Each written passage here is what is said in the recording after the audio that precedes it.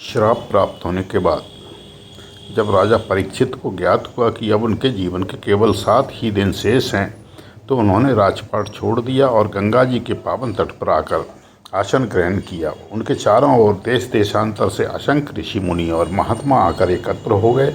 नारद, व्यास, पाराशर और अंगरा जैसे महान तपस्वी वहाँ पधारे। राजा परीक्षित ने हाथ जोड़कर विनम्रता से प्रश्न किया, हे ऋषिगण, अब मेरे जीवन के 7 दिन शेष हैं। ऐसे समय में मैं क्या करूं? किसका स्मरण करूं? कौन सा कार्य मुझे परम कल्याण प्रदान करेगा? तभी अचानक उस सभा में एक अद्भुत दिव्य तेज प्रकट हुआ। एक 16 वर्षीय युवक गंगा तट की ओर बढ़ते दिखाई दिए। उनका शरीर अलौकिक तेज से दमक रहा था। वे न वस्त्रों से बंधे थे, न किसी अलंकार से सजे थे। वैराग्य और शांति की मूर्ति, मानो स्वयं ब्रह्म स्वरूप।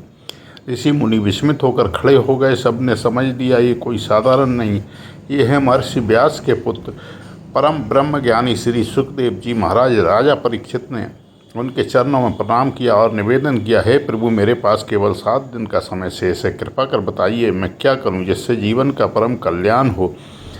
और तभी सुखदेव जी ने आरंभ किया वह अमृतमयी कथा, जिसे हम आज जानते हैं श्रीमद् भागवत महापुराण के नाम से।